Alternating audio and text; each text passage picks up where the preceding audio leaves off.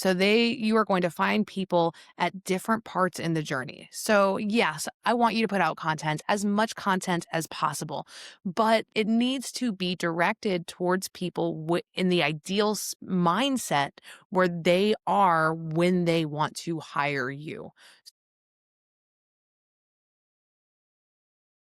Yo, what's up, everyone? Welcome back to another episode of Let's Talk Marketing with Ndub. I'm your host, Nathan Webster, and I'm excited to chop it up with you. And I have a guest, Lindsey Busfield, with me from, my gosh, I just messed it up. I just even asked her, but from Optimize My Firm. My bad, Lindsey. I'm sorry. Welcome to the show.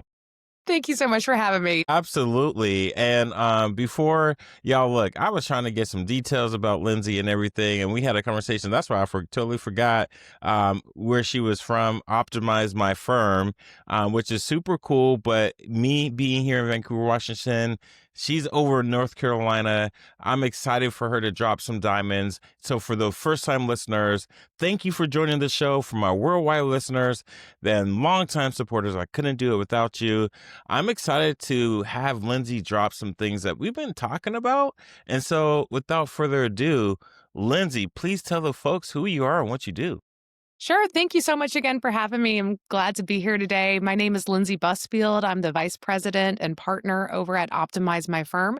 And we're a cool company. We do SEO for law firms. So it's a really niche organization in this marketing sector. You know, we just do SEO and we're very niche in who we provide it to. We only work with law firms. So it's a great company to work for and happy to tell you more about what I do. Awesome. Okay. And let's get into it because I know we were talking before. And look, y'all, we were talking about kids. She has two girls. You know, my youngest two girls, they live with me. We were just talking about that, and then we started talking about other things, and you know, just life. And I think when you were talking to me about the girls, about niching down as a dad, I'm like, it's hard. It's hard. So when you like, but obviously you get through it. And when you were talking about niching down in the law area, obviously it's hard too, but obviously it's for a reason. It is, absolutely. And I mean, and the big reason when we are talking about serving our customers, or even if you're talking about serving your kids or whatever it is that you're doing, is that piece of intentionality. So you can really dive deep and focus on who you're serving and the best ways to go about doing that. And whether you are serving law firms in the country or you are serving your family, by having that intentional focus and really niching down that energy, you can be the best provider in whatever it is that you're dedicating your efforts to. And I was trying to, stretch that, y'all. I was trying to say that she's over in North Carolina. She got kids. She's crushing it. When I look at her bio, which I don't want to steal any of her thunder from her, but it's extremely impressive. Not only being the partner and vice president of Optimize My Firm, she's also hosts her own podcast, the Personal Injury Marketing Minute. Been the best legal podcast of this year, Attorney Outlaw Magazine. Been featured in USA Today, Benzinga, IBI Times. You are just busy. I am. We are spending our time well here. And when you are doing something that you love, it's really easy to pour yourself into it. And that, is true. We were talking about kids, we're talking about marketing, talking about life. And, if you are doing something that you thoroughly enjoy, I mean, you got to dig deep.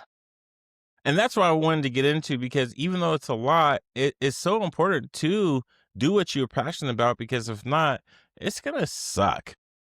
That is the truth. It already, sometimes I'm like, man, this sucks right here, but at least there's happiness in between it here and there, but I'm happy with where I'm at.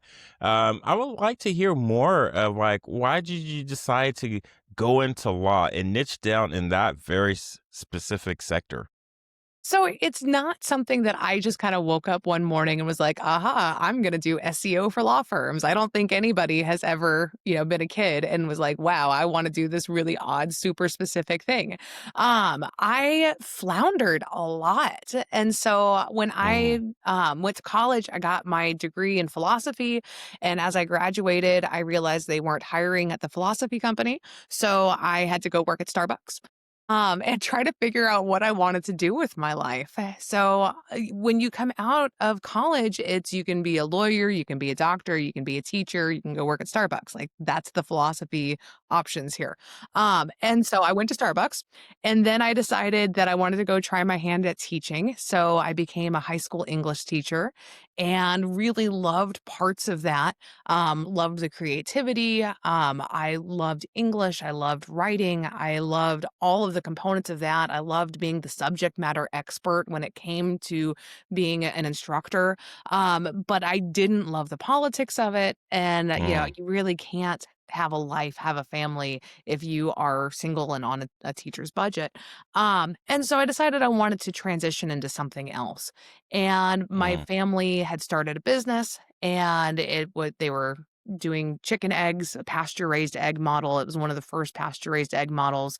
So I sidestepped from teaching into marketing with their company and took on some special projects, some project management, some agricultural compliance, and that kind of developed into a different very different area, where I was putting that creativity and project management skills to use. But it turned into too much travel, so I decided I was gonna start over again and went to go do marketing as a temp for a law firm here in Raleigh, and so kind of was the low man on the totem pole, but was willing to learn and knew mm-hmm, that I loved marketing and knew that I loved project management and was able to put those skills into action as I learned more about marketing and was exposed to SEO and realized that SEO kind of put all of these pieces together for me. And it was that mm, creativity, it was the project management, it was strategy development, it was competition, and really enjoyed doing this at a law firm where, lo and behold, everybody has degrees in philosophy because that's how you become a lawyer. And so all of these pieces kind of started to make sense for me.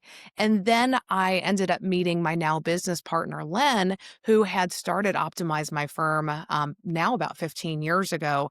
And so I met him about 7 years ago, and he was looking for someone to help him, with what was then a very small business. He wanted somebody to help him get organized and help scale. So he needed somebody who had SEO experience, law firm experience, project management experience, and it was this unicorn fit where we mm. came together That's and cool. it was instant synergy, and we were able to grow into what we are now. Wow. And does Lynn do the personal injury or does he do family law? Like, So we collectively we do the SEO for all of these law firms, and we focus primarily on personal injury law firms. We also serve family lawyers and some corporate and real estate and a handful of others.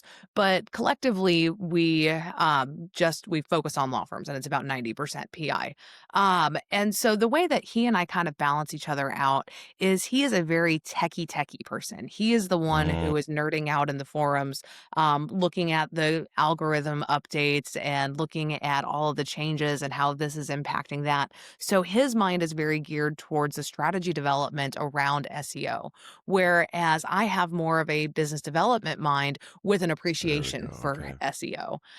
So we work together, and I essentially help manage the people part of the business, the scalability of the business, and the operational development. Where he and I also collaborate with the SEO, and then we take his strategies and implement them across the board.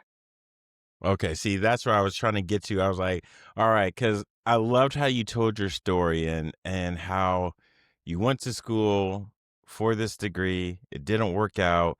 You went to plan maybe E to N to T, and that's where okay. And you started to get really good at something. How did you know that you were becoming an expert in SEO? Well, I started doing it and, it was working a lot better than anybody else out there. So, that's kinda how no, when No, that's okay, girl. Brush that off. There like you go. like, if you're gonna be the best, you may as well be the best. Be No, the it's, best. what's funny is when I was going through a lot of these different, career transitions, there was a big piece that kind of led me in this direction, and it was aptitude testing.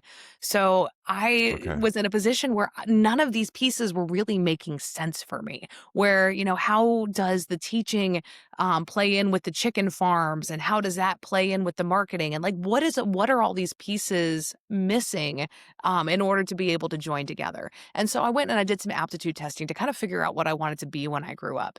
And through this aptitude testing, where they are testing your innate skills, so the things that you're born with, the pieces of your personality that naturally have skill sets derived from them, and the why do you wake up in the morning and what drives you, that kind Mm, of testing. mhm, And what it spit out for me was that I am somebody who really enjoys being a subject matter expert. And that is something that's fulfilling to me, where if I can dive deeply into one thing and know about how it works, how it connects with other pieces, and be that point person that somebody can go to and say, hey, if I want to do this, how do I get to it from whatever perspective? And for me, it kind of naturally um, arose as SEO for being that avenue for being a subject matter expert in this particular niche. And so I guess the way that I knew that I was becoming a subject matter expert in this was I studied very in depth with it, had a lot of hands-on training, had some fantastic mentors in the field, and then was able to start developing strategies that nobody else was using yet. And when okay. you can stop emulating everybody else and start coming up with strategies that are ahead of the curve, that's where you break from the point of I'm really good at this to being a thought leader and being an expert in the field. I just wanna be clear here, and you're saying that you're using strategies and not tactics? We are using strategies and not tactics. That's a really great way to phrase it. So we are thinking two steps ahead of whatever the tactic of the day is. So it is a long-term game where we put together different tactics and different tools and different ways of thinking, and we become very experimental in what we're doing. So we really try to steer clear of what's been done 1,000 times before. And it's kind of fun. We were talking about this earlier today where we are putting out content that nobody else is putting out that is thoroughly searchable. It's very written in a very usable way, both by Google as well as by people who are needing this information. We find ways to get backlinks that are organic and very powerful, and we get this information out there, and it's creative, and nobody else has done it. And then 3 days later, we find somebody else who is copying word for word what it is that we're doing.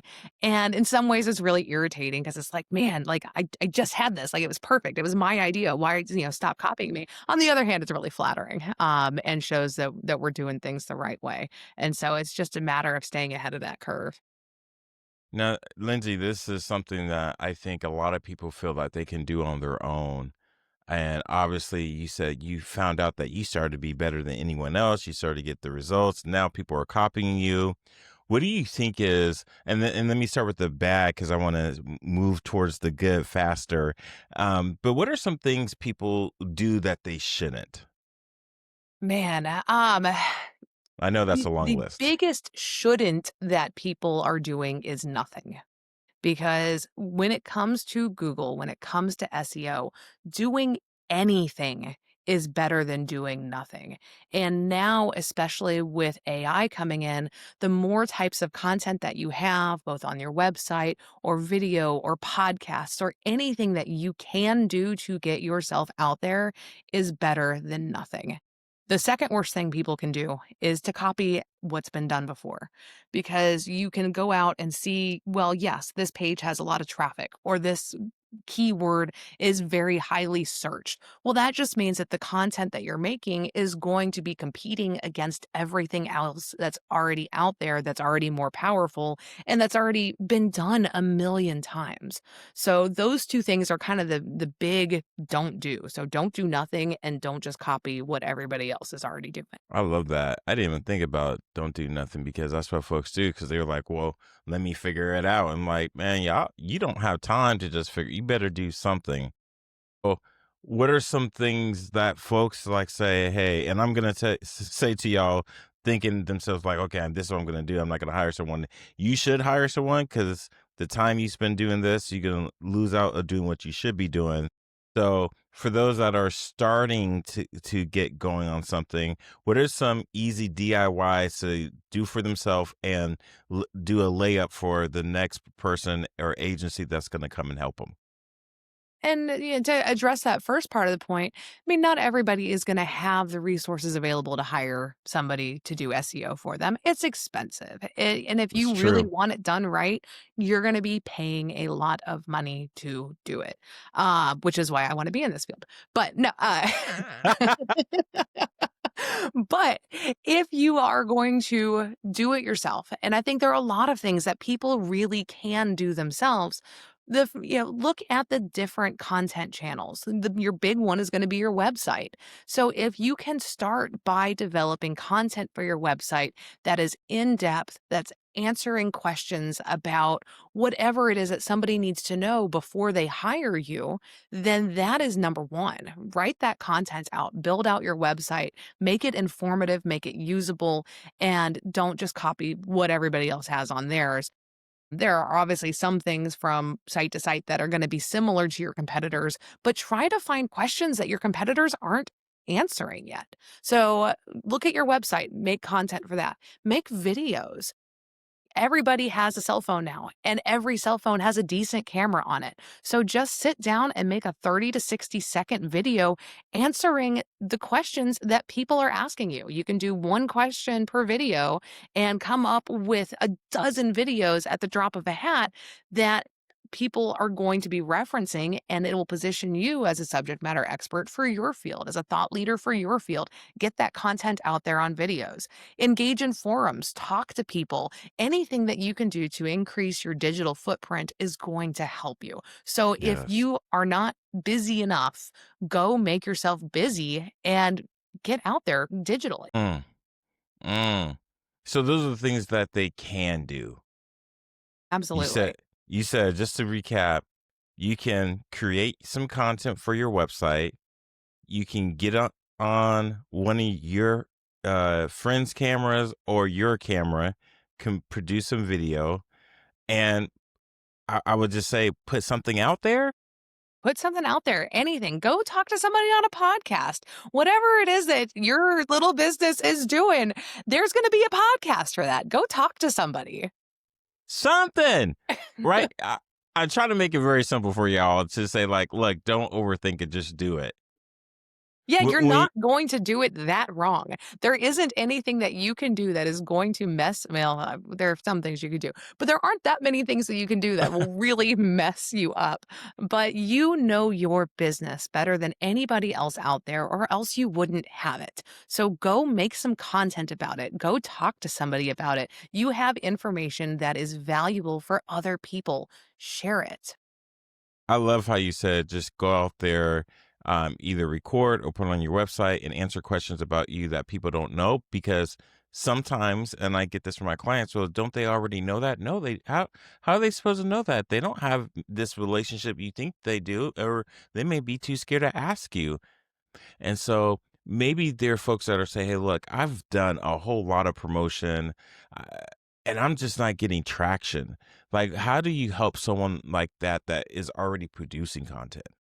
So the way that I would first address it with them is kind of figure out, well, the first thing is there a real market need for your business to exist? Ask the Mm, hard question. Why do you exist? And I mean, not every business is set out to make it. And I know this firsthand. Like, I have had businesses fail because there mm. wasn't a need. There was a passion from me, but not enough people needed my business in order to justify it to exist. And that's a hard reality. If your business is justifiable and Mm. needs to exist and serve your market, then you need to find out from your existing clients, why did they come to you? How did they find you? Why did they choose to do business with you rather than doing it with the dozens of others who are providing the same service? What is it that makes you special? Then lean into that. And because there are going to be other people who are going to want to do business with you for the same reasons. So put that information out there and then figure out what's working for you in order to drive sales. And so if you are looking at your data and you are seeing you are having leads come in through social, but you're not getting them in through your website, maybe double down on social because that's working for you while you start to build up your website or any other channel, but be tracking your data as to where your existing clients are coming in and double down on what's working while you're building up the rest. I love how you said work on your strengths as you work on the things that you want to improve. And so let me just keep going because there are folks that say, I need to understand how the algorithm is changing. How do I really get myself, because I'm in this niche market, because I'm trying to figure out how to get these leads coming and I can just use my AI chatbot to continue to qualify them, right? I moved into AI. How do I get that to where I can become this number one thought leader or service or product in this space? So it's all about putting out the right types of content for the people who need to see it. And people are going to be looking for different types of information. So you are going to find people at different parts in the journey. So yes, I want you to put out content, as much content as possible, but it needs to be directed towards people in the ideal mindset where they are when they want to hire you. So you're going to have informational content, for example, that is providing basic information that somebody might need in a wide scope of your field. So in the legal industry, this could look like, how long do I have to file a claim after a car accident? Well, there's a very straightforward answer to that. You have 2 years in most states. So that is an informational piece that is important content to have out there. It shows that you know what you're talking about. It positions you as an authority on this one topic. But somebody might not necessarily be looking to hire a lawyer when they are searching for the answer to that question.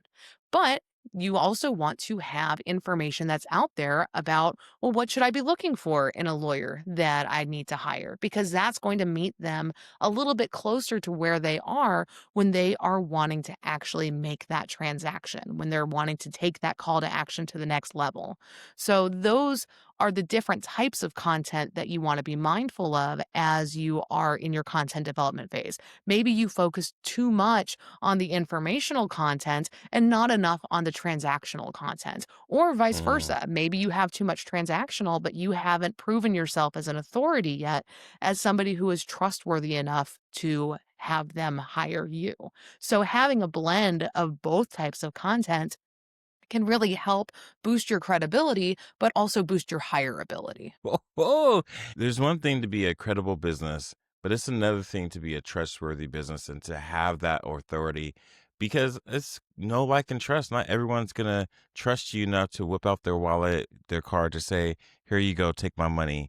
And that is a really, truly hard concept for people to wrap their minds around. It is. It absolutely is.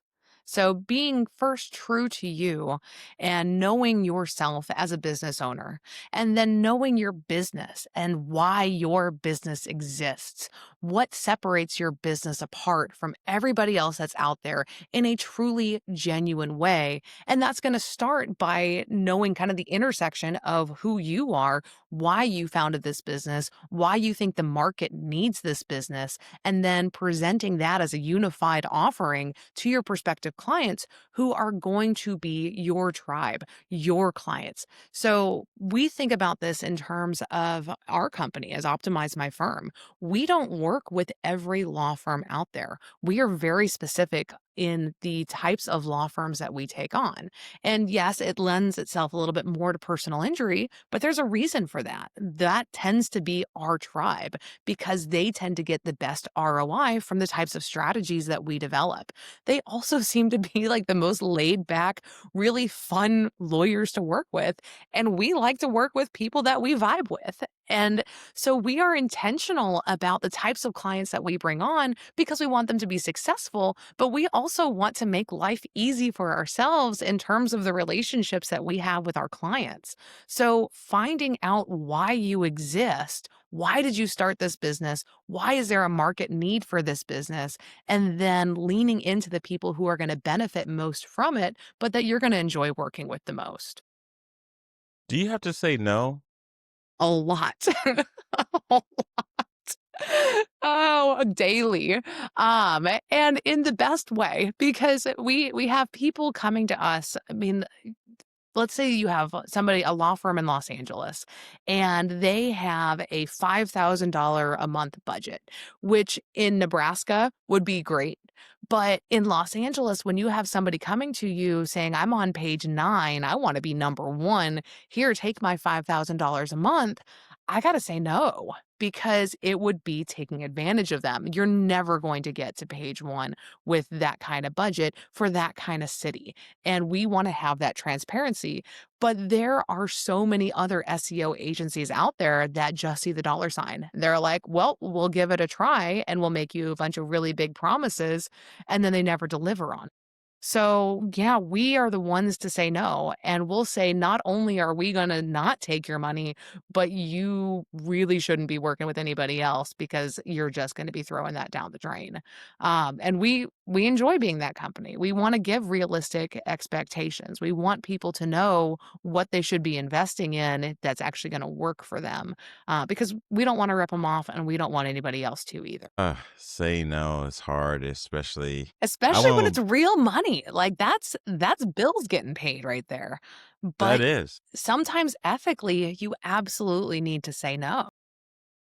I used to take on clients that had a bad experience, and I was basically doing damage control until I realized that who's gonna do damage control for me because I'm trying to heal this person that had a bad relationship because they got promised the world, the moon, the sky, everything, and they didn't get anything.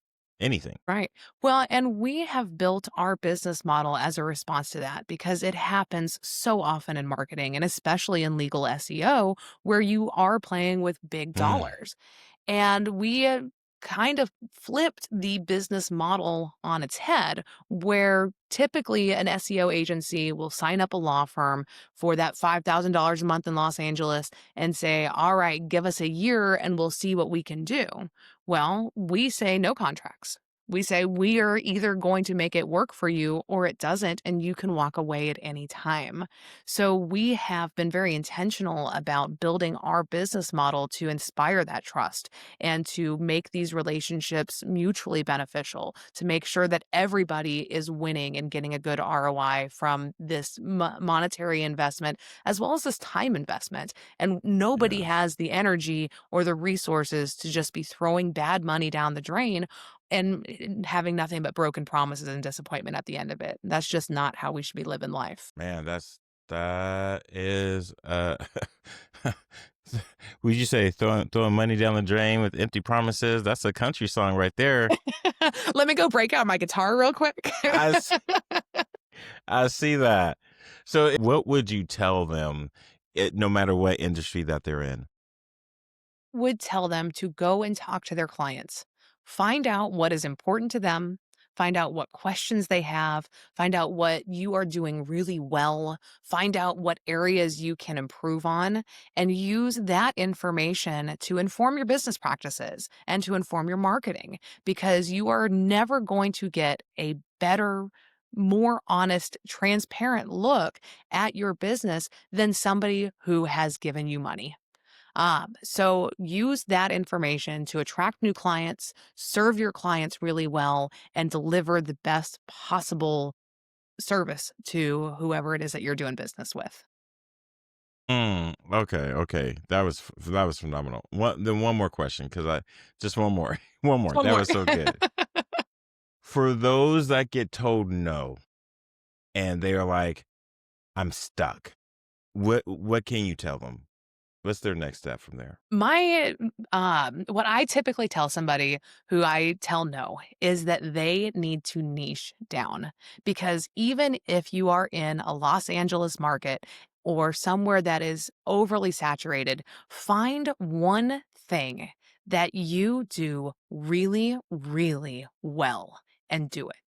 And if you can find your niche, then you can market yourself as a subject matter expert in that and blow away the competition. And while you won't get as many clients or cast as wide of a net, you will get the right clients and you will make money doing that. And if not, then maybe it's time to figure out something else. Oh, Lindsay, those were some diamonds. I love it. Thank you. I appreciate that, because I think it's cool to be a jack and Jill of all trades, and as entrepreneurs or managers, key decisions makers, you wear a lot of different hats. But if you want to be found, as Donald Miller says, if you confuse, you lose. And we don't want to do that. So for those that are interested, if you're a law firm or a lawyer and they want to get in contact with you, where can they find you at? They can find me at optimizemyfirm.com. We're also on LinkedIn, or they can email me directly at lindsay@optimizemyfirm.com. Ooh, giving out your email as well. Give the Okay. direct contact here. Okay. Shoot. You don't need a DM, just in the email. And I will make sure to put it in the show notes, to put in the comments. And so for those that are looking to get started, you say you don't have any contracts. Is there like this huge interview process? It's not a huge interview, it's just the right size, but it we do a discovery call, and really all that is just finding out what your goals are and seeing if your goals are realistic for your area and if SEO is the right way for you to reach them. So we really kinda dive deep into what your business is doing and then help you figure out the best path forward for you to get more clients. Love it. Thank you. Thank you. Thank you. And thank you. Well, thank you so much for having me on today. Absolutely, Lindsay. And I got to have you back on, because I think we might need to do a part two of, after you niche down and you get things set up, then there's technology, there's operations. There's a lot to do. This is just step 1. Oh, Lord Jesus. Yes, it is just step one. All right. Well, I'll make sure to put all your information in the show notes. Thanks again for coming on. Until next time, y'all, I wish y'all nothing but the best. So dream big and Godspeed. We're out.